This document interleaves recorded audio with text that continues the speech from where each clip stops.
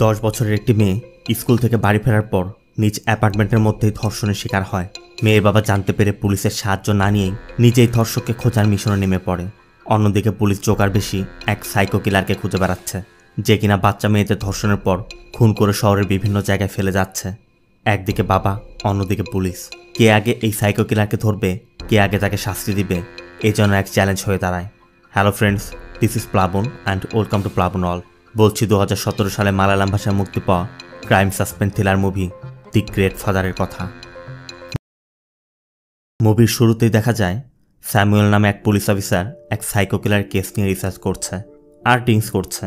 স্যামুয়েলের ফোনে সেই psycho call করে ইংরেজি কবিতা শোনাচ্ছে। মূলত সাইকো বেশ কয়েকবার হিন্টস দেওয়ার পরও স্যাম তাকে ধরতে না পারায় সাইকো এখন স্যামকে নিয়ে ঠাট্টা করছে। সাইকোর কথা, স্যাম কখনোই তাকে ধরতে পারবে না। সাইকোটা কল কাটতেই মীরা নামে এক অফিসার কল করে জানায়, স্যার ওর কল টেস্ট করা গেছে, ও এখন শহর থেকে পূর্ব দিকে ট্রাভেল করছে। শোনা মাত্রই স্যামুয়েল গান নিয়ে বেরিয়ে পড়ে এবং মীরার বলা সেই লোকেশনের দিকে যেতে থাকে।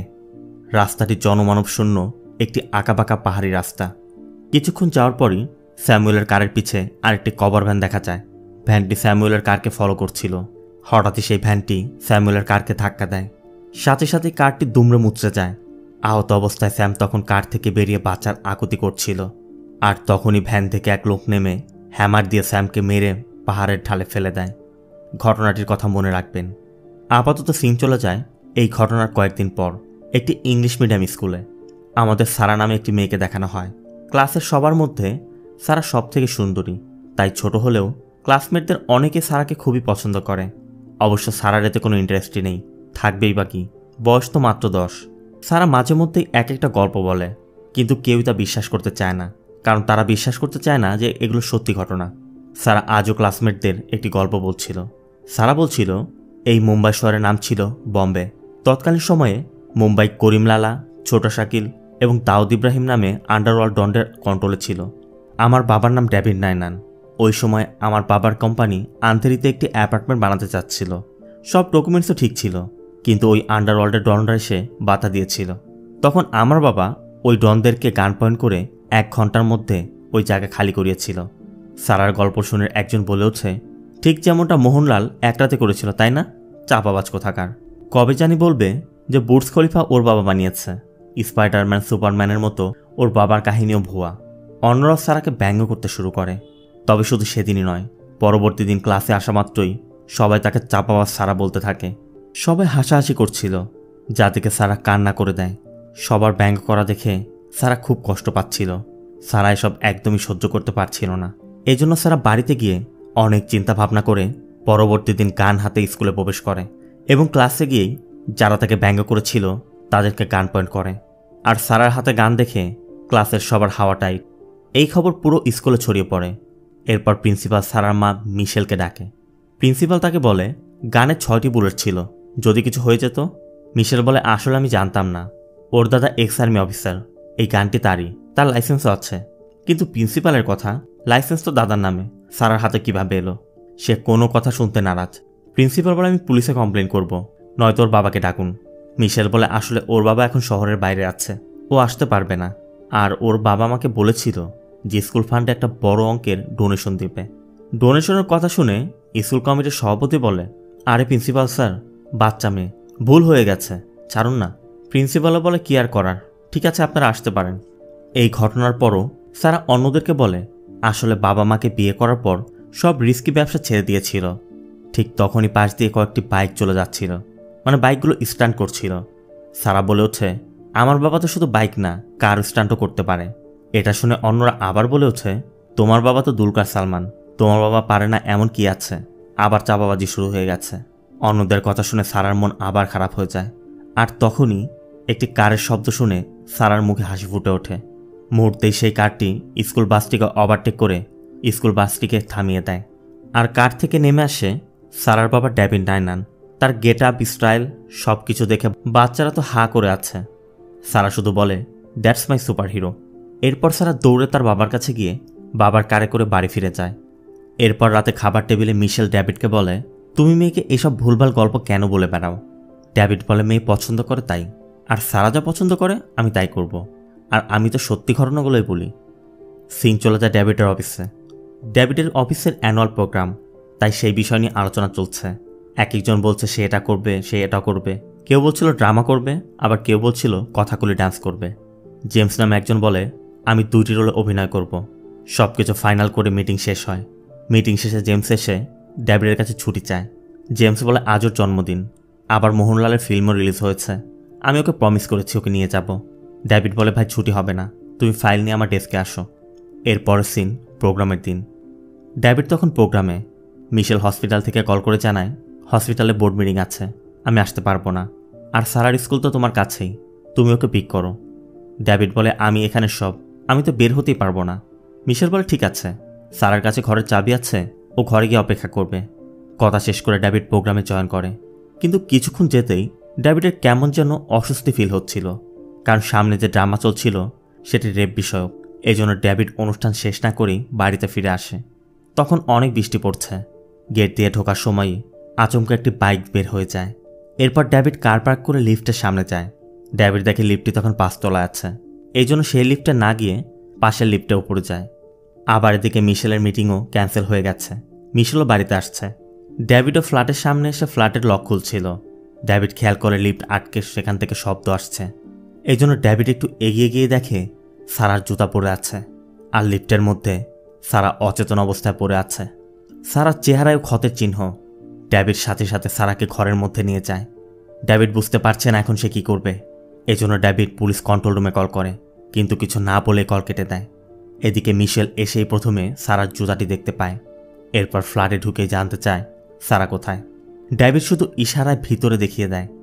মিশেল উকি দিয়ে দেখেই দৌড়ে মেয়ের কাছে গিয়ে কান্না শুরু করে। সারা তখনও অচেতন। মিশেল এসে ডেভিডকে বলে আমাদের মেয়ের সাথে এটা কে করলো ডেভিড, ওকে হসপিটালে নিতে হবে। ডেভিড বলে না, হসপিটালে কেন, তুমিও তো একজন ডক্টর, তুমি ওকে সুস্থ করো। আমি মিডিয়ার পাবলিকের সামনে ওকে ভিকটিম বানাতে চাই না। আমার মেয়ের বন্ধুদের সামনে, আত্মীয়দের সামনে কিভাবে মুখ দেখাবে, তুমিও টেক কেয়ার করো। মিশেল বলে আমি বুঝতে পারছি, কিন্তু ওর রেপ হয়েছে, ওকে দ্রুত হসপিটালে নিতে হবে। আমি তো ওর মা, তাই না? আমি কথা দিচ্ছি আমি সব টেক কেয়ার করব, তুমি শুধু হসপিটালে নেওয়ার ব্যবস্থা করো। ডেভিড ঠিক আছে বলে বেরিয়ে আসে। কিন্তু মেয়ের রেপ হয়েছে, ঘরের মধ্যে মাও যেমন বিষয়টি সহ্য করতে পারছে না, লিফটের মধ্যে ডেভিডও টুকরে টুকরে কান্না করছে। এরপর ডেভিড চোখের জল আড়াল করে সিকিউরিটির কাছে যায়। এর বেশ কিছুক্ষণ পর কিছু একটা নিয়ে আবার ফ্ল্যাটে ফিরে আসে। আর ঠিক তখনই সিকিউরিটি নারায়ণের সাথে একজন এসআই আসে। এসআই বলে আসলে পাশের ফ্ল্যাটে চুরি হয়েছে, আপনাদের এখানে কিছু হয়েছে কিনা জানতে এলাম। ডেভিড বলে না, কিছু হয়নি। এসআই দেখে ডেভিডের পিছে হার্ড ডিস্ক রাখা। নারায়ণ তখন ডেভিডকে 1 প্যাকেট সিগারেট দেয়।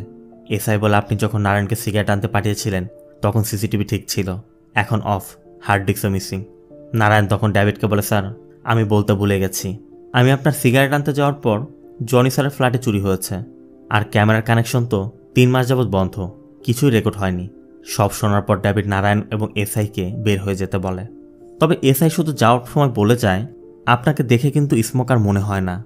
মূলত ডেভিডের আচরণ দেখে এসআই একটু সন্দেহ হচ্ছিল। এরপর এসআই নিচে গিয়ে অন্য সদস্যদের সাথে আলোচনা করছিল।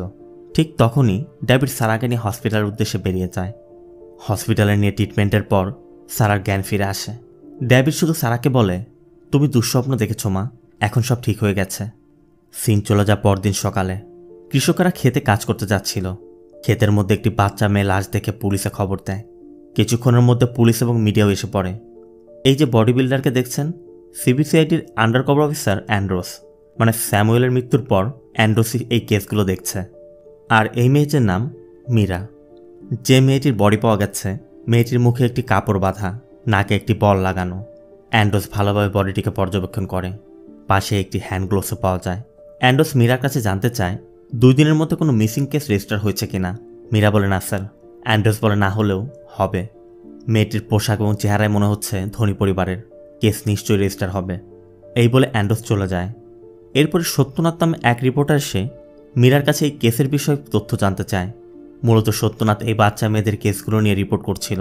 সত্যনাথ মূলত একটু বাজে স্বভাবের লোক, এই জন্য মীরাও বিষয়টি বুঝতে পেরে তাকে এড়িয়ে যায়। এরপর অফিসে ফিরে মীরা অ্যান্ড্রোসকে বলে স্যার, স্যামুয়েল স্যার এই কেসগুলো হ্যান্ডেল করছিল। স্যামুয়েল স্যারের অ্যাক্সিডেন্টের পরিস্থিতি বলছে এটা কোনো অ্যাক্সিডেন্ট না, এটা প্ল্যান করা মার্ডার হবে। কিন্তু অ্যান্ড্রোসের কথা, স্যামুয়েল তো তখন মাতাল অবস্থায় ছিল, এই জন্য হয়তো অ্যাক্সিডেন্ট হয়েছে। মীরা বলে, স্যার নিশ্চয়ই অন্য কোনো কার ধাক্কা দিয়েছিল। আর ওই সাইকো এতটা ট্যালেন্ট, সে অনেকদিন যাবতই স্যামুয়েল স্যারকে কল করে তাকে মানসিকভাবে টর্চার করছিল। শেষ কলতে স্যামুয়েল স্যারকে সে পুরো পরিচিতই করেছিল। আমার মনে হয় স্যামুয়েল স্যার কিলারকে আইডেন্টিফাই করতে পেরেছিল। অ্যান্ড্রোস বলে, তাতে কি, এখন তো সে মারাই গেছে। অন্যদিকে ডেভিড সারাকে স্কুলে ড্রপ করতে এসেছে। সারা কার থেকে নেমে চুপচাপ চলে যাচ্ছিল। ডেভিড পিছের থেকে ডেকে বলে, বাবাকে বাই বলবে না? সারা কোনো উত্তর না দিয়েই মাথা নিচু করে চলে যায়। ডেভিডও স্পষ্ট বুঝতে পারছে মেয়ের মানসিক অবস্থাটা কতটা খারাপ অবস্থায় আছে। সারা একদমই ভেঙে পড়েছে। আর এইসব বুঝতে পেরে চোখের সামনে মেয়েকে এমন অবস্থায় দেখে কোনো বাবা সহ্য করতে পারে? ডেভিড কার ঘুরিয়ে স্কুলের গেটে সারার জন্য অপেক্ষা করতে থাকে। সারার ওর ক্লাসে মন নেই। সারা শুধু বাইরে তাকিয়ে সময় পার করছে। অন্যদিকে অ্যান্ড্রোসকে দেখা যায় মীরাকে নিয়ে সালমা নামে এক মেয়ের বাবার সাথে দেখা করতে এসেছে। কারণ সালমা গতদিন থেকে মিসিং। স্কুলে যাওয়ার জন্য বের হয়ে সালমা আর বাড়ি ফিরেনি। অ্যান্ড্রোস তাদের থেকে সব ডিটেলস নিয়ে তার নম্বরটি দিয়ে চলে যায়। আর এদিকে ডেভিডকে দেখা যায় সারাকে সাগরের পাড়ে নিয়ে এসেছে। ডেভিড সারাকে বলে, সারা তুমি তো জানো বাবা মা তোমাকে কত ভালোবাসে। তুমিই তো আমাদের সব। তোমাকে না বলেছি তুমি এমন মুড়মোড়া হয়ে থাকবে না? তোমার কিছুই হবে না। তোমাকে আগের মতো হাসি খুশি দেখতে চাই। এখন থেকে বাবা সবসময় তোমার সাথে থাকবে। কথার ফাঁকে ডেভিড জানতে চায়, সারা ও কে ছিল? শোনা মাত্রই সারা আটকে ওঠে।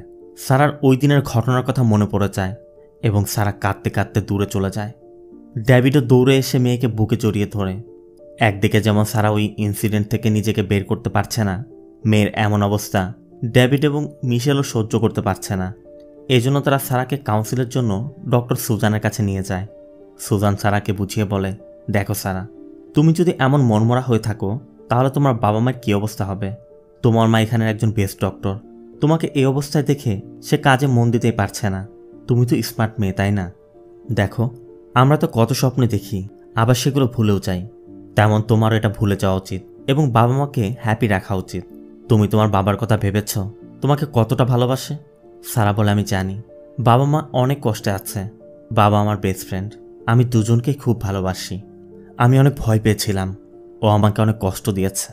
আমি যখন পালানোর চেষ্টা করি ও আমার মুখ চেপে ধরে আমাকে অনেক কষ্ট দেয়। ও আমার ইউনিফর্ম ছিঁড়ে ফেলেছিল। আমার অনেক কষ্ট হয়েছিল। বাবা আমাকে বলেছে আমার সাথে কিছুই হয়নি। তারপরও এখন আমার ভয় লাগে, বাবা পাশে না থাকলে যদি আবারও এমন হয়। বাবা মাকে তো কাজের জন্য বের হতেই হয়, তাই না? আমি দেখেছি আমার এই অবস্থা দেখে বাবা কান্না করে। আমি এখন থেকে আর কান্না করব না। বাবা মাকেও আর কাঁদাবো না। আমি ভাববো ওটা দুঃস্বপ্নই ছিল। কিন্তু যতদিন আমার মনের ভয় না কাটে বাবাকে আমার সাথে সবসময় থাকতে হবে। বাবা আমাকে বলেছিল আমার সাথে কিছু হলে কোনো সুপারহিরো নিশ্চয়ই এসে আমাকে রক্ষা করবে। কিন্তু ওই দিন না আমার বাবা, না কোনো ঈশ্বর, না কোনো সুপারহিরো কেউ আমাকে বাঁচাতে আসেনি।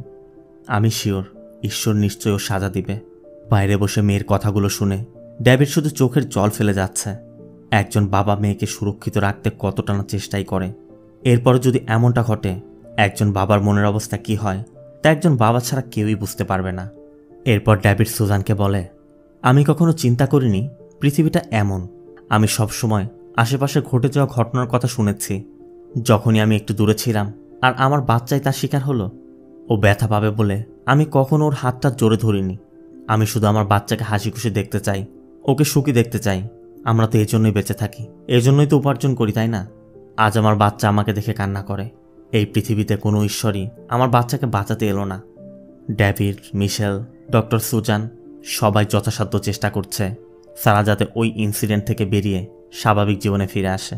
কিন্তু এটা তো এতটা সহজ কাজ নয়। সারা এখনও লিফটে উঠতেও ভয় পায়। ডেভিডও চেষ্টা করে যাচ্ছে সারা যেন ভয় কাটিয়ে উঠতে পারে। সিন চলে যায় সারার স্কুলে। ডেভিড সারাকে ড্রপ করতে এসেছে। সারা ডেভিডকে বাই বলে একটি চিঠি দেয় এবং যাওয়ার সময় বলে যায় ও একটা জোকার ছিল। ডেভিড কাগজটি খুলেও দেখে সারা একটি জোকারের মাস্ক এঁকেছে, যেটি মূলত সারা সেদিন দেখেছিল। অন্যদিকে অ্যান্ড্রোস সেই সাইকো এবং স্যামুয়েলের মধ্যে শেষ কল রেকর্ডটি শুনছে, যেখানে সাইকোটা স্যামুয়েলকে চ্যালেঞ্জ করেছিল। স্যামুয়েল কখনোই তাকে ধরতে পারবে না। রেকর্ডটি শুনে অ্যান্ড্রোস মীরাকে বলে, শেষ কলে ও বলেছে ও 3টি খুন করবে, 1টি করেছে, তার মানে আরও 2টি বাকি। আবার হতেও পারে আরও 2টি করেও ফেলেছে। তবে এখন শুধু অপেক্ষা করতে হবে। মীরা বলে, স্যার আপনিও যদি ট্যালেন্টেড হয়ে থাকেন ও নিশ্চয়ই আপনার কাছে আসবে। যেমনটা স্যামুয়েল স্যারের বেলায় ঘটেছিল। আর এরপর তিনি একটি নির্মাণাধীন টানেলের মধ্যে একই প্যাটার্নে একটি মেয়ের বডি পাওয়া যায়। এরপরই অ্যান্ড্রোস একটি নড়েচড়ে বসে। অ্যান্ড্রোস এই কেসের রিলেটেড সব ফাইল নিয়ে রিসার্চ শুরু করে। মীরা বলে ও স্যামুয়েল স্যারের সাথে 15 বার ফোনে কথা বলেছে। ও যে আইডি ব্যবহার করে সিম নিয়েছিল তার উপর বেস করেই তদন্ত করা হয়েছিল, কিন্তু তদন্তে দেখা গেছে তাদের কেসের সাথে কোনো সম্পর্কই নেই। প্রথম কয়েকটি খুন হচ্ছে ইরাকিতে, পরবর্তী খুন এর্নাকুলাম। স্যামুয়েল স্যারই ধারণা করেছিল এই খুনের পিছিয়ে কোনো সিরিয়াল কিলার আছে। বডির সাথে পাওয়া ডিএনএ স্যাম্পলও আলাদা আলাদা পাওয়া গেছে। অন্যান্য সিরিয়াল কিলারদের মতো ওর নির্দিষ্ট কোনো বিষয়বস্তু নেই। ও যে খুনগুলো করছে হয় ইঞ্জেকশন দিয়ে নয়তো শ্বাসরোধ করে। কয়েকজনকে আটকে রেখে টর্চারও করা হচ্ছে। অ্যান্ড্রোস বলে তার মানে ওর নিশ্চয়ই কোনো গোপন আস্তানা আছে যেখানে ও মেয়েদের টর্চার করছে, আর সে নিশ্চয়ই জেন্টেলম্যান সেজে আমাদের মাঝে ঘুরে বেড়ায়।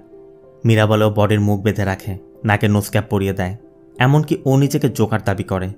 এদিকে অ্যান্ড্রোসদের মতো ড্যাভিডও জোকারের খোঁজ করতে সব কিছু রিসার্চ করতে শুরু করেছে।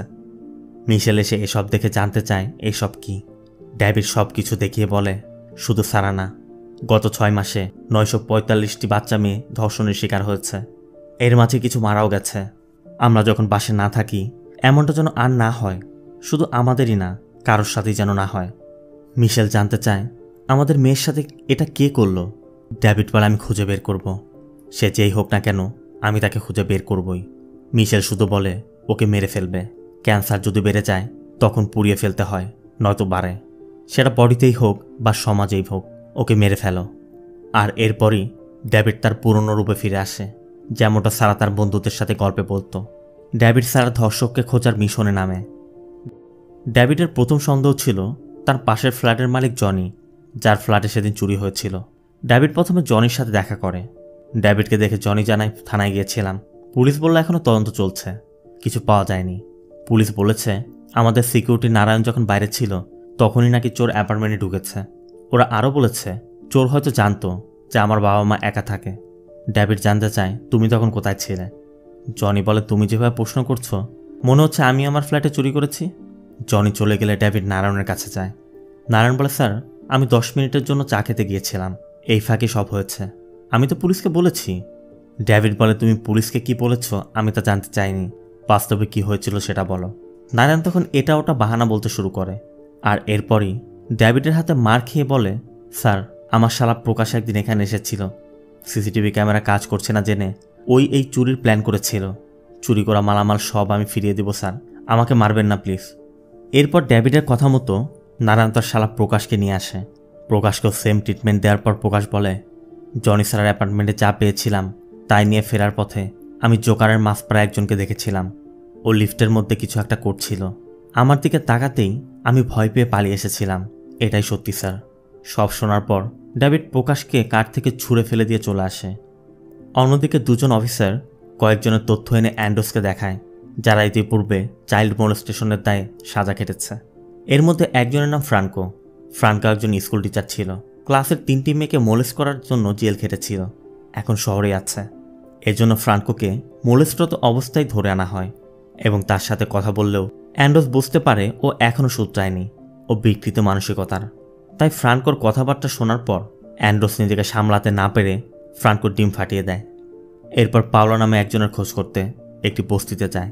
বস্তির একজন জানায় পাওলো এখানে আছে, অথচ পুলিশ তাকে খুঁজে পাচ্ছে না। তখনই অ্যান্ড্রোস খেয়াল করে একটি কার এখান দিয়ে যাচ্ছে, তবে এটি যে ড্যাভিডের কার অ্যান্ড্রোস এখনও সেটি জানে না। পাওলোকে না পেয়ে অ্যান্ড্রোসরা হসপিটালে যায়, যেখানে মূলত ফ্রাঙ্কোর ট্রিটমেন্ট দেওয়া হচ্ছে। ডক্টর ফ্রাঙ্কোর অবস্থা দেখে বলছিল এটা কি ডিম ফাটানোর সিজন নাকি যে 3 জনের ফাটিয়েছ। বোস তখন বাকিদের দেখে অ্যান্ড্রোসকে বলে স্যার আমরা যাদের খুঁজছিলাম এরাই তো তারা, তার মানে কেউ আমাদের আগেই এই কাজ শুরু করে দিয়েছে। অন্য দৃশ্যে ড্যাভিডকে দেখা যায় অ্যান্টো নামে একজনের খোঁজে এসেছে। ড্যাভিড অ্যান্টোকে তার দলের মধ্য থেকে তুলে নিয়ে আসে, এরপর মারধর করে মাস্কের ব্যাপার জানতে চায়। অ্যান্টো জানায় স্যার আমার গ্যাংয়ে এমন কেউ নেই, তবে অন্য একটি গ্যাংয়ের কথা বলে যে গ্যাংয়ের একজন বাচ্চা মেয়েদেরকে ধর্ষণ করার অপরাধে পূর্বে জেল কেটেছিল। অ্যান্টোর থেকে তথ্য নিয়ে ড্যাভিড সালমা নামে সেই মেয়ের বাবা মায়ের সাথে দেখা করে, সালমার বিষয়ে জানতে চায়, সাথে এটাও জানতে চায় তাদের কাউকে সন্দেহ হয় কিনা। কিন্তু তারা ড্যাভিডকে এসব তথ্য দিতে রাজি হচ্ছিল না। তারা বুঝতে পারছিল না যে ড্যাভিড একজন বিল্ডার, সে কেন এসব তথ্য চাচ্ছে। অবশ্য তারা ফিরে এসে দেখে ড্যাভিড ততক্ষণে চলে গেছে। সালমার বাবা মায়ের বেশ সন্দেহ ছিল, এই জন্য তারা সাথে সাথেই অ্যান্ড্রোসকে কল করে জানিয়ে দেয় যে ডেভিড তাকে জিজ্ঞাসাবাদ করতে এসেছিল। এরপর অ্যান্ড্রোসরা ডেভিডের ডিটেলস কালেক্ট করতে শুরু করে। অ্যান্ড্রোসরা সেই এসআইয়ের কাছে জানতে পারে যে সেদিন অ্যাপার্টমেন্টের সিসিটিভির হার্ড ডিস্ক ডেভিডই নিয়েছিল, আর তার আচরণও বেশ সন্দেহজনক ছিল। এমনকি ওই দিন ডেভিড পুলিশ কন্ট্রোল রুমে কল করেও কিছু না বলে কল কেটে দিয়েছিল। এসআই আরও বলে, ডেভিডকে আমি একদিন ডিসিপির অফিসেও দেখেছিলাম। পরে আমি জানতে পারলাম ডেভিড পস্কো কেস এবং স্যামুয়েল স্যারের মার্ডার কেসের ডিটেলস কালেক্ট করতে এসেছিল। সব শুনে অ্যান্ড্রোস বলে, ডেভিডের তো একটি সুন্দরী মেয়ে আছে, তাই না? এই জন্য পরবর্তী তিনি অ্যান্ড্রোস ডেভিডের ফ্ল্যাটে যায়। ডেভিড তখন বাড়িতে ছিল না। মিশেল শব্দ পেয়ে গিয়ে দেখে অ্যান্ড্রোস সারাকে জিজ্ঞাসাবাদ করছে, আর সারা কান্না করছে। মিশেল সারাকে ভিতরে চলে যেতে বলে, কিন্তু অ্যান্ড্রোস যেতে দিচ্ছিল না। এই জন্য মিশেল সারার দাদাকে ডেকে নিয়ে যায়, যে কিনা একজন রিটায়ার্ড কর্নেল। সারার দাদা পরিচয় জেনে অ্যান্ড্রোস শুধু তাকে বলে যায়, কালকের মধ্যে আপনার ছেলেকে আমার সাথে দেখা করতে বলবেন। এদিকে অ্যান্ড্রোস আসার কথা শুনেই ডেভিড রাতেই অ্যান্ড্রোসের সাথে দেখা করে। অ্যান্ড্রোস জানতে চায় সারা কোথায়। ডেভিড বলে আসেনি, আসবেও না। অ্যান্ড্রোস বলে, দেখো আমাদের হাতে আইন আছে। জবাবে ডেভিডও বলে, সারার কাছে সারার বাবা আছে। অ্যান্ড্রোস বলে, তুমি কি নিজেকে কিং মনে করো যে আমাদের আগে গিয়ে সব অপরাধীদের শাস্তি দিবে? ডেভিড শুধু বলে যায়, শহরের এইসব আবর্জনা নির্মূল করতে আমাকে যদি কিং হতে হয়, ধরে নাও আমি কিং। বলেই ডেভিড চলে যায়। পরবর্তী দিনে অ্যান্ড্রোস সারাকে জিজ্ঞাসাবাদ করার অনুমতি চাইতে ম্যাজিস্ট্রেটের কাছে যায়, কিন্তু ম্যাজিস্ট্রেট বলে যে বাচ্চা এখনো শকে আছে, তাকে কোনোভাবে জিজ্ঞাসাবাদ করা যাবে না। আর তুমি যদি তারপরও কিছু করতে চাও, তোমার চাকরিও যেতে পারে। তবে ম্যাজিস্ট্রেটের কথা শুনে অ্যান্ড্রোস শুধু তাকে বলে, সোজাভাবে না হলে চাকরি না হারিয়েও কিভাবে কথা বের করতে হবে আমার জানা আছে। এদিকে ডেভিডকে সেই সাইকোটা কল করে এবং স্যামুয়েলকে যেভাবে চ্যালেঞ্জ করেছিল, ডেভিডকেও সেম চ্যালেঞ্জ করে যে পারলে আমাকে ধরে দেখাও, তুমি কখনোই আমাকে খুঁজে বের করতে পারবে না। এখান থেকে সিন চলে যায় সারার স্কুলে। অ্যান্ড্রয়েড ম্যাজিস্ট্রেটের অনুমতি না পেয়ে চাইল্ড ওয়েলফেয়ারের লোকদেরকে স্কুলে পাঠিয়েছে। তারা সারাকে বলছিল, তোমার ভিতরে যদি কোনো দুঃখ কষ্ট থাকে যা বাবা মাকে বলতে পারছো না, আমাদেরকে বলতে পারো, আমরা সহযোগিতা করব। কিন্তু সারা বলে দেয় এমন কিছুই নেই। তারপরও তারা উত্তেজিত হয়ে সারাকে প্রশ্ন করতেই থাকে। প্রিন্সিপালও তখন বিষয়টি বুঝতে পেরে উত্তেজিত হয়ে ওঠে। সারাও তখন কাঁদতে কাঁদতে বেরিয়ে যায়। এতক্ষণে ডেভিডও এসে পড়েছে। ডেভিড অ্যান্ড্রোসকে স্কুলে দেখেই শুধু বলে যায়, আমি যদি আর কখনো তোমাকে আমার মেয়ের আশেপাশে দেখি, তোমাকে আমি কেটে টুকরো টুকরো করে ফেলব। এরপর ডেভিড সারাকে নিয়ে বাড়িতে যাচ্ছিল। ড্রাইভ করার সময় ডেভিড খেয়াল করে একটি কার তাদেরকে ফলো করছে, কিন্তু কারের মধ্যে কে আছে দেখার আগেই কারটি চলে যায়। অন্যদিকে অ্যান্ড্রোস বাড়িতে এসে কাজ করছিল। পাশে অ্যান্ড্রোসের ছেলে খেলনা কার নিয়ে একটি কারের সাথে আরেকটি কারের ধাক্কা দিচ্ছিল। বাচ্চার খেলা দেখে অ্যান্ড্রোসেরও মীরার কথাটি মনে পড়ে যায়, কারণ মীরা বলেছিল স্যার অন্য কোনো কার নিশ্চয়ই স্যামুয়েল স্যারের কারকে ধাক্কা দিয়েছিল। সাথে সাথে অ্যান্ড্রোস সেই লোকেশনে চলে যায় যেখানে স্যামুয়েলের বডিটি পাওয়া গিয়েছিল। অ্যান্ড্রোস ভালোভাবে সবকিছু পর্যালোচনা করে এবং চিন্তা করে দেখে এখানে অ্যাক্সিডেন্ট হতে পারে, তবে কিভাবে অ্যাক্সিডেন্টটি হলো এটা বের করতে হবে। এই জন্য অ্যান্ড্রোস সেই লোকেশনের আগের একটি মার্কেটে সিসিটিভি ক্যামেরা চেক করতে থাকে। একটি জুয়েলারি শপের সিসিটিভি ফুটেজ চেক করে অ্যান্ড্রোস দেখতে পায় যে স্যামুয়েলের কারের পিছে একটি কভার ভ্যানও ছিল। অ্যান্ড্রোস দোকানদারকে জুম করে ভ্যানের স্টিকারটি দেখতে বলছিল। দোকানদার বলে, স্যার জুম তো হবে না, তবে এই পোর্শনটা আলাদা করা আছে। কয়েকদিন আগে আরেকজন স্যার এসেও এই সেম ফুটেজটি নিয়ে গেছে। দোকানদার একটি ফুটেজ প্লে করে দেখায় যে এই স্যার নিয়েছে, যে মূলত ডেভিড। অ্যান্ড্রোসের কাছেও এখন পুরো বিষয়টি ক্লিয়ার যে ডেভিড নিশ্চয়ই সারার বিষয়টি লুকাচ্ছে। এই জন্য অ্যান্ড্রোস ডক্টর সুজানের সাথে দেখা করে এবং সুজানকেও থ্রেট দেয় যে আপনি যদি তথ্য গোপন করেন আপনার জেল হতে পারে। কিন্তু সুজানের কথা, আমাকে ভয় দেখিয়ে কোনো লাভ নেই, আমি আপনাকে কোনো সহযোগিতা করতে পারবো না, আপনি আসতে পারেন। এই জন্য অ্যান্ড্রোস বাধ্য হয়ে বেরিয়ে যায়। অন্য দৃশ্যে সেই রিপোর্টার সত্যনাথকে দেখানো হয়। সত্যনাথ একটি ওয়াইন শপ থেকে মদের বোতল নিয়ে ফিরছিল। ফেরার পথে সত্যনাথের কাছে একটি কল আসে, আর এরপরই আমাদের সারার স্কুলে নিয়ে যাওয়া হয়। তখন বৃষ্টি পড়ছিল। স্কুলের গেটের বাইরে ডেভিডকে মারতে অ্যান্টো তার লোকজন নিয়ে অপেক্ষা করছে। ডেভিডও তখন সারার জন্য অপেক্ষা করছিল। এর মাঝে স্কুল ছুটি হয়ে যায়। সারা যখনই গেটের সামনে আসে, সেই রিপোর্টার সত্যনাথ সারার ফটো তুলতে শুরু করে। ডেভিড দেখা মাত্রই সারাকে আনতে চায়, আর এদিকে অ্যান্টোর লোকজনও ডেভিডকে মারতে ছুটে আসছিল। ডেভিড প্রথমে সারাকে কারে তুলে দেয়, এরপর তার গানটি বের করে সত্যনাথকে গান পয়েন্ট করে। ডেভিডের হাতে গান দেখে একদিকে অ্যান্টোর লোকেরা দিক বিদিক ছুটছে, আবার সত্যনাথও চুপচাপ কারটি ব্যাকে দিয়ে পালিয়ে যায়। সিন চলে যায় অ্যান্ড্রোসের বাড়িতে। সাইকোটা অ্যান্ড্রোসকে কল করে কবিতা শোনাচ্ছিল। অ্যান্ড্রোস বলে, আমি জানতাম তুই আমাকে কল করবি। তুই নিশ্চয়ই এখন কাউকে খুন করবি আর এজন্যই আমাকে টিস করতে কল করেছিস। অ্যান্ড্রোস মূলত বুঝতে পারছে সাইকোটা কখনো হারতে পছন্দ করে না, চ্যালেঞ্জ দিতে পছন্দ করে। এই জন্য অ্যান্ড্রোস তাকে লুজার বলে কল কেটে দেয়। এরপর অ্যান্ড্রোস মীরাকে নিয়ে সত্যনাথের কাছে যায়। মীরা জানায় কিলার আপনাকে কল করার পর সিম কার্ড চেঞ্জ করে ফেলেছিল, কিন্তু ডিভাইস পরিবর্তন করেনি। এই জন্য IMEI নম্বর টেস্ট করে দেখা গেছে ও সেম ডিভাইস ব্যবহার করে অন্য সিম দিয়ে ডেভিড এবং সত্যনাথকেও কল করেছিল। কিন্তু প্রশ্ন হচ্ছে কিলার সত্যনাথকে কেন কল করবে? অ্যান্ড্রোস বলে, সত্যনাথের যেমন চাইল্ড অ্যাবিউসের নিউজ দরকার, কিলারেরও হয়তো পাবলিসিটি দরকার। এরপর অ্যান্ড্রোস সত্যনাথের কাছে গিয়ে জানতে চায় আজ থেকে 7 দিন পূর্বে 3:05 তোমাকে কে কল করেছিল আর কেন কল করেছিল। সত্যনাথ বলে, জেনে গেছেন, কিন্তু আমি আপনাকে কিছুই বলবো না। এটা একজন সাংবাদিকের অহংকারী মনে করতে পারেন। আপনার বডি মাসল দেখে আমি ভয় পাই না। অ্যান্ড্রোসও আর কিছু না বলেই মুচকি হাসি দিয়ে চলে যায় আর মীরাকে নির্দেশ দেয় ওকে 24 ঘন্টা সার্ভেলেন্সে রাখতে। সিন চলে যায় কয়েকদিন পর। স্কুলের ওই ঘটনার জন্য ডেভিড সত্যনাথের বাড়িতে এসে সত্যনাথকে চেয়ারের সাথে বেঁধে রেখেছে। সত্যনাথ তখনও ডেভিডকে ভয় দেখাচ্ছে, তুমি আমাকে চেনো না, আমি তোমাকে ধ্বংস করে দেব। একবার আমার হাতে কলম উঠলে তোমাকে আর তোমার পরিবারকে ধ্বংস করে ফেলবো আমি, তখন বুঝবে কার সাথে পাঙ্গা নিয়েছ। ডেভিড তখন একটি হাতে তৈরি বোমা সত্যনাথের হাতে রেখে টেপ দিয়ে আটকে দেয় যাতে ফেলতে না পারে। এরপর যখনই লাইটার বের করে সত্যনাথ সব সত্যিটা বলতে শুরু করে। সত্যনাথ বলে, সত্যি আমি জানি না ওকে, ও শুধু আমাকে কল করে বলল আমি যেন ওর সম্পর্কে লিখি। ওকে আইডেন্টিফাই করা যাবে এমন কোনো ডিটেলসও আমাকে দেয়নি। ও শুধু চাচ্ছিল সবাই ওর সম্পর্কে জানুক, ওকে ভয় করুক। প্রথমে আমি ওর কথা বিশ্বাস করিনি, কিন্তু ও আমাকে ওর পরবর্তী খুনের কিছু ডিটেলস দিয়েছিল। খুন হওয়ার পরই আমি বিশ্বাস করেছিলাম আমার জন্য লাভজনক ছিল, তাই আমি ওর কথা ফলো করি। ওর কাছ থেকেই আমি আপনার মেয়ের ডিটেলস পাই। ও আমাকে এটাও বলেছে আপনার মেয়ে বেঁচে যাওয়ায় ও খুব উদ্বিগ্ন, ও আপনার মেয়েকেও মেরে ফেলবে। মূলত ও কে সেটা জানার জন্য আমি আপনার মেয়েকে ফলো করছিলাম, কারণ আমি জানতাম ও আপনার মেয়েকে মারতে নিশ্চয় আসবে। কিন্তু এর মাঝেই পুলিশ আমার কল ট্রেস করে আমার কাছে আসে। তখন থেকে আমি ওকে ফোনে যোগাযোগ করতে নিষেধ করে দেই। এরপর একদিন সকালে আমি আমার ঘরের সামনে একটি পেন ড্রাইভ পাই, যেখানে ও কীভাবে রেপ করেছে এবং খুন করেছে সব ডিটেলস নিজের কণ্ঠে ভয়েস রেকর্ড করে পাঠিয়েছিল। কিন্তু সেখানে এমন কিছু ছিল না যা দিয়ে ওকে আইডেন্টিফাই করা যাবে।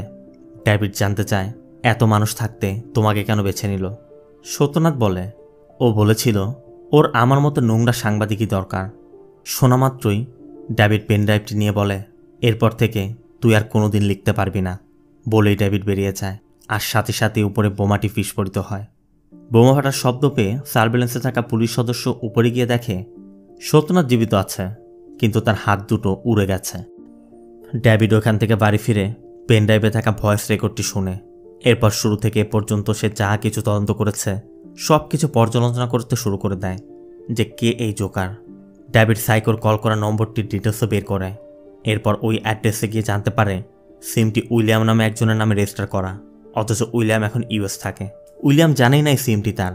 আবার কাউকে তারা উইলিয়ামের ফটো বা ID কার্ডও দেয়নি। তবে কথা বলে চলে যাওয়ার সময় ডেভিড খেয়াল করে তার কোম্পানির একটি ক্যাটালগ এখানে পড়ে আছে। ডেভিড ক্যাটালগটি দেখে জানতে চায় এটি কি। তখন লোকটি জানায় উইলিয়াম রিসেন্টলি কোম্পানির একটি ফ্ল্যাট কেনার আবেদন করেছে। আমি তাদেরকেই উইলিয়ামের সব ডিটেলস দিয়েছি। সব কিছু শোনার পর ডেভিড তার কোম্পানির এমপ্লয়িদের নিয়ে একটি মিটিং ডাকে এবং সবাইকে উদ্দেশ্য করে বলে, কয়েকদিন যাবৎ জোকার পরিচয় দিয়ে একজন আমাকে কল করছে। আমি তদন্ত করতে গিয়ে জানতে পারি নম্বরটি উইলিয়াম নামে একজনের, আর সে আমাদের এখানে ফ্ল্যাট কিনতে আবেদন করেছিল। তার ডিটেলসগুলো চেক করে দেখতে পাই তার সাবমিট করা ডিটেলসের মধ্যে অনেক ডিটেলস মিসিং। মূলত এই মিসিং ডকুমেন্টস ব্যবহার করেই ওই সিমটি কেনা হয়েছে। আর শুধু এটিই না, এমন অনেক ক্লায়েন্টদের ডকুমেন্টসই মিসিং। তার মানে আমাদের অফিসের কেউই এইসব ডকুমেন্টস সরাচ্ছে। এখন আমাদের সেই ব্যক্তিকে খুঁজে বের করতে হবে। অন্যদিকে মীরা অ্যান্ড্রোসকে জানায় স্যার, ক্রাইম স্পটে পাওয়া হ্যান্ড গ্লোভসে সিমেন্ট আর বালুর ট্রেস পাওয়া গেছে। তার মানে এটা কোনো কনস্ট্রাকশন সাইটের ব্যবহৃত গ্লোভস। আর জুয়েলারি শপের ওই CCTV ফুটেজ চেক করে ভ্যানে একটি লোগো পাওয়া গেছে, যেটি মূলত ডেভিডের ভেঞ্চার বিল্ডার্সের লোগো। শোনা মাত্র অ্যান্ড্রোস ফোর্স নিয়ে ডেভিডের অফিসে গিয়ে তল্লাশি শুরু করে। আপাতত এটা স্পষ্ট যে কিলার ডেভিডের অফিসেরই একজন, আর সেটা যেমন ডেভিড বুঝতে পারছে অ্যান্ড্রোসও বুঝতে পারছে। কিন্তু দুজনের মধ্যে একটি চ্যালেঞ্জ, কে আগে তাকে ধরবে। অ্যান্ড্রোস ডেভিডকে শুধু বলে এখন কিলারকে কাস্টডিতে নেয়ার পর তোমার মেয়ের স্টেটমেন্ট আনতে যাব, দেখি তুমি কিভাবে আটকাও। এর মধ্যে অফিসের এক স্টাফের ব্যাগের মধ্যে একটি গ্লাভস এবং স্কুল পড়িয়া কিছু মেয়েদের ফটো পাওয়া যায়। দেখা মাত্র অ্যান্ড্রোস তাকে মারতে শুরু করে, আর তখনই ডেভিডের কাছে সাইকোটার কল আসে। তার মানে এই লোক সেই সাইকো নয়। ডেভিডকে সে আবারও চ্যালেঞ্জ করে যে কেউ তাকে ধরতে পারবে না। ডেভিড আশেপাশে খেয়াল করে, তখনই ফোনের মধ্যে তাদের লিফটের শব্দ পেয়ে ডেভিড দ্রুত পার্কিংয়ে চলে যায়। পার্কিংয়ে এসে ডেভিড সাইকোটাকেই খুঁজছিল, কিন্তু জোগাড় বেশি সাইকোটা ডেভিডের সামনে লিফটে উঠে যায়। ডেভিডও যখন অন্য লিফটে উঠতে যাবে, ডেভিড দেখে লিফটটি আবার নিচে নামছে। তবে লিফটটি নামার পরই দেখা যায় ভিতরে একটি মেয়ের বডি পড়ে আছে, মানে সাইকোটা একেও খুন করে ফেলে গেছে। সেদিন আর সাইকোটাকে ধরা সম্ভব হয় না। সিন চলে যায় এর কয়েকদিন পর। একটি মেয়েকে দেখা যায় জোকারের মাছ খাতে স্কুল থেকে বাড়ি ফিরছে। এই মেয়েটি মূলত অ্যান্ড্রোসের মেয়ে। অ্যান্ড্রোস মাছটি দেখে জানতে চায় মাছ কোথায় পেলে। মেয়েটি বলে নিচে এক আঙ্কেল আমাকে দিল। শোনামাত্র অ্যান্ড্রোস দৌড়ে নিচে নামে, কিন্তু সাইকোটা অ্যান্ড্রোসকে দেখা মাত্রই ভ্যান নিয়ে চলে যায়। মূলত এই সাইকোটা শুধু খুনই করে না, খুন করার পর চ্যালেঞ্জ করতেও সে পছন্দ করে। অন্যদিকে ডেভিড সারার রুমে গিয়ে দেখে সারা একটি আর্ট করতে করতে ঘুমিয়ে পড়েছে। ডেভিড সারার টেবিলে পেন্সিলের গুঁড়ো দেখে কিছু একটা চিন্তা করে। এরপর সে সাইকোটার পেনড্রাইভ থেকে সব ফাইল কপি করে নিচে কম্পিউটারে নিতেই দেখে সেখানে সাইকোটার বেশ কয়েকটি ফটো আছে, কিন্তু কোনো ফটোতেই তার চেহারা স্পষ্ট বোঝা যাচ্ছে না। আবার এদিকে সাইকোটাকে ধরতে না পেরে অ্যান্ড্রোস অফিসে এসে ডেভিডের অফিসের সেই স্টাফকেও ছেড়ে দিতে বলে। মীরা জানায়, স্যার, যে মেয়েটির বডি পাওয়া গেছে সে 12 দিন যাবৎ মিসিং ছিল। এখনও একটি মেয়ে মিসিং, আর ডেভিডের অফিসের পিয়ন এসে সকালে একটি পেন ড্রাইভ দিয়ে গেছে। এর মধ্যে ডেভিড কল করে অ্যান্ড্রোসকে বলে, তুমি যদি স্মার্ট হয়ে থাকো এটা কাজে লাগাও।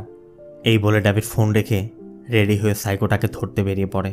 আর ডেভিডের কথা মতো অ্যান্ড্রোসরা পেন ড্রাইভের ফটোগুলোকে চেক করে। আইটি স্পেশালিস্টকে দেখানোর পর সে ফটোগুলো চেক করে জানায় যদি হ্যান্ডসেট দিয়ে এই ছবিগুলো তোলা হয় তাহলে জিপিএস থাকার কারণে ফটো ক্লিক করার সাথে সাথে এর লোকেশন থেকে যাবে, যার ল্যাটিটিউড লংটিটিউড ব্যবহার করে বের করা যাবে ফটোটি কোথায় তোলা হয়েছে। কথা মতো সব ডিটেলস বের করে দেখা যায় ফটোটি ইরাকের একটি পাহাড়ি অঞ্চলে তোলা হয়েছে। অ্যান্ড্রোস বলে এই এরিয়াতে স্যামুয়েল মারা গেছে, আর ডেভিডও সেম রুটেই যাচ্ছে, তার মানে ওখানেই লুকিয়ে আছে। অ্যান্ড্রোস সাথে সাথে তার বন্ধু সাউলকে কল করে এবং তাকে বলে ডেভিড তোর এরিয়াতে আছে, আমি না আসা পর্যন্ত ওকে পাহাড় ক্রস করতে দিবি না বলে অ্যান্ড্রোসও বেরিয়ে পড়ে। এদিকে অ্যান্ড্রোসের কথা মতো সাউল ডেভিডের রাস্তা আটকে দিয়েছে। সাউল ডেভিডকে বলে খুনিকে ধরার কাজ তোমার না, পুলিশের। তুমি তোমার বাড়ি গিয়ে বউ বাচ্চার খেয়াল রাখো চাও। কিছুক্ষণের মধ্যে অ্যান্ড্রোস এসে কিলারকে ধরতে চলে যায়, আর ডেভিড অপেক্ষায় করছে। ডেভিড অনেকক্ষণ চুপচাপ বসে থাকে, সাউলও রাস্তা ছাড়ছে না। অপেক্ষা করতে করতে একসময় ডেভিড কার ঘুরিয়ে নেয়। সাউলরা মনে করে ডেভিড হয়তো চলে যাবে, তাই তারা রোড থেকে সরে দাঁড়ায়। আর ঠিক তখনই ডেভিড ব্যাক গিয়ারে দিয়ে সাউলদেরকে ক্রস করে সামনের দিকে চলে যায়। সামনেই ডেভিডের কোম্পানির একটি প্রজেক্ট ছিল, যেটি অনেকদিন যাবৎ বন্ধ পড়ে আছে। ডেভিড সেই প্রজেক্টের মধ্যে গিয়ে দেখে অ্যান্ড্রোস অচেতন অবস্থায় পড়ে আছে, আর ভিতরে একটি মেয়েকে বেঁধে রাখা হয়েছে। দেখা মাত্রই ডেভিড আগে মেয়েটির বাঁধন খুলে দেয়, আর তখনই সাইকোটা ডেভিডের মাথায় আঘাত করে। মেয়েটাও দৌড়ে বেরিয়ে যায়, তবে কিছু দূর যাওয়ার পরই মীরারা এসে বাচ্চাটাকে উদ্ধার করে। অন্যদিকে সাইকোটাকে দেখা যায় ডেভিডের হাত বেঁধে ডেভিডকে একটি পাহাড়ের চূড়ায় নিয়ে এসেছে। সাইকোটা একটি নাইফ নিয়ে ডেভিডকে বলে, ডেভিড তুমি হেরে গেছো। জানো আমি কার না এনে নাইফ কেন এনেছি? কারণ এটা দিয়ে মারলে তুমি বেশি কষ্ট পাবে। আর তুমি কি জানতে চাও না আমি কে? কিন্তু আমি তোমাকে জানতে দিব না, কারণ আমিই জিতব। ডেভিড তখন উচ্চস্বর হেসে বলে, আরে গর্দভ, আমি জানি তুই কে, তুই আমার কাছে হেরে গেছিস। বলেই ডেভিড হাত বাঁধা অবস্থায় ফাইট শুরু করে। ফাইটের মধ্যে ডেভিডের চোখের সামনে শুধু সারার মুখটা ভেসে আসছিল। ডেভিড কৌশলে হাতের বাঁধনটি কেটে নেয়। এরপর সাইকোটাকে মারতে মারতে ডেভিড যখন নাইফটি নিয়ে সাইকোকে মারতে যাবে, তখনই সাইকোটা শুধু বারবার জানতে চায় আমি কে বল। ডেভিড সাথে সাথে সাইকোটার চোখ দুটি নষ্ট করে দিয়ে তাকে লাথি দিয়ে নিচে ফেলে দেয়। এতক্ষণে অ্যান্ড্রোস এসে পড়েছে। অ্যান্ড্রোস শুধু জানতে চায় ও কে ছিল। ডেভিড শুধু বলে আমাদের মাঝে একজনই ছিল যে দুটি রূপে অভিনয় করতে পারত, আর সে অন্য কেউ না, জেমস। কারণ জেমস একসাথে দুই চরিত্রে অভিনয় করত। এই জেমসই সাইকো কিলার ছিল। ডেভিড অ্যান্ড্রোসকে বলে, অ্যান্ড্রোস, যদি তুমি মনে করো তুমি জিতেছ তাহলে হ্যান্ডকাপ নিয়ে আমার বাড়িতে এসো। অ্যান্ড্রোস বলে, তোমারই জেতার দরকার ছিল। আমি এখানে এসে ওকে ধরে যদি জেলেও পাঠাতাম ও আমাদের দেখে হাসতো। অন্যদের মতো আমার ঘরেও একটি মেয়ে আছে। ডেভিড শুধু মুচকে হেসে চলে যায়। তারপর ফিরে গিয়ে মিশেলকে বলে, তুমি যে ক্যান্সারের কথা বলেছিলে আমি সেটা শেষ করে এসেছি। তবে এই মাস্কের আড়ালে থেকে যারা এসব করছে তারা আমাদের সমাজে বসবাস করে, আমাদের মাঝে বসবাস করে। আমাদের বাচ্চাদের আরও বেশি সেফ রাখতে হবে। আপাতত আমাদের মেয়ে বা আমাদের সাথে কিছুই হয়নি, বড় হয়ে ওকে ডিসাইড করতে দাও ও সমাজকে সব জানাবে কি জানাবে না। সিন চলে যায় এর কয়েকদিন পর সারার স্কুলের একটি প্রোগ্রামে। সারা এখন আগের জীবনে ফিরে এসেছে। সারার মুখেও এখন হাসি ফুটেছে, আর এর সব কিছুই তার বাবার জন্য। কারণ প্রতিটি মেয়ের জন্য তার বাবাই তার প্রথম প্রেম, বাবাই তার প্রথম ভালোবাসা, আর বাবাই তার জন্য সুপার হিরো। মুভিতে সারার বাবার অভিনয়টি আপনার কেমন লাগলো কমেন্ট করে জানাবেন। ভিডিওটি ভালো লাগলে ভিডিওতে লাইক দিয়ে চ্যানেলটিকে সাবস্ক্রাইব করতে একদম ভুল করবেন না। দেখা হবে অন্য কোনো মুভি বা সিরিজের এক্সপ্লেনেশন ভিডিওতে। ততক্ষণ সব ভালো থাকবেন, সুস্থ থাকবেন।